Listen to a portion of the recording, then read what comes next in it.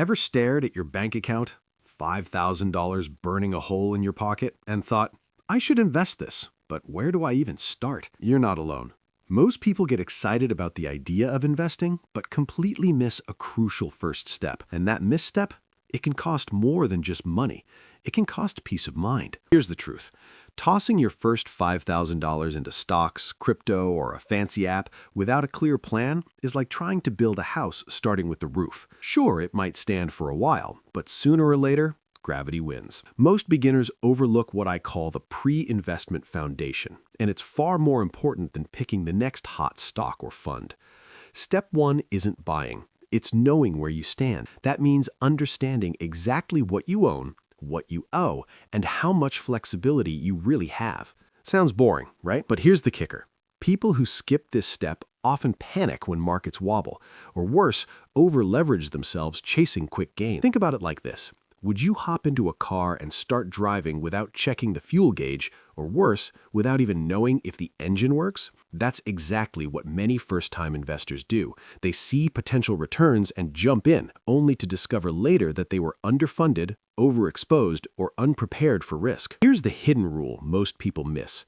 Investing your first $5,000 successfully isn't about returns, it's about resilience. Resilience means you can handle market swings, unexpected expenses, and the mental load of financial risk without breaking a sweat or breaking your bank account. When people hit $1,000 or $5,000, they start thinking in terms of percentages and gains. But without a safety net, emergency funds, debt awareness, or a clear plan, those numbers become stressful, not empowering. So what do you actually do before investing? First, build your cushion. 3 to 6 months of essential living expenses in a liquid, accessible account is your first layer of defense. Now, this isn't glamorous. No, it doesn't double overnight, but this is what separates the people who sleep easy from the ones refreshing brokerage apps at 3 a.m. sweating over every market tick. Next, audit your debts. Credit cards, personal loans, high-interest lines of credit, they're stealth wealth killers. Even if the stock market promises 8 to 10% annual returns,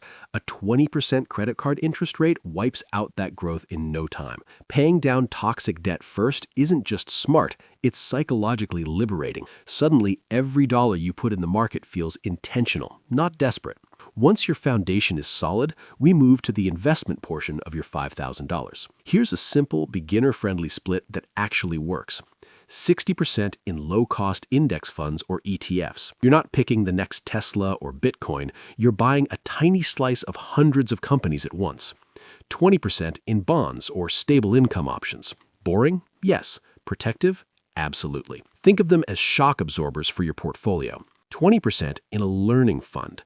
This is your classroom, fractional shares, sector ETFs, or small individual stocks. Make mistakes here, not with your core money. Notice something?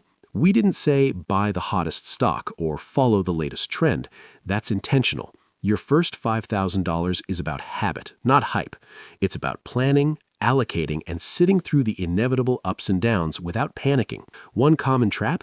Thinking every market dip is a disaster. It isn't. Short-term volatility is normal. It's how markets work. The real skill is holding steady, following your plan, and avoiding impulsive decisions. Imagine planting a tree and uprooting it every time the wind blows. That's what panicking in the market does. Another overlooked step: automate your contributions. Even if it's $50 or $100 per month, automating builds consistency without relying on willpower. It's almost like paying yourself first. Over time, compounding does the heavy lifting, and you barely notice it happening. Finally, track your progress in 2 ways: financial and behavioral.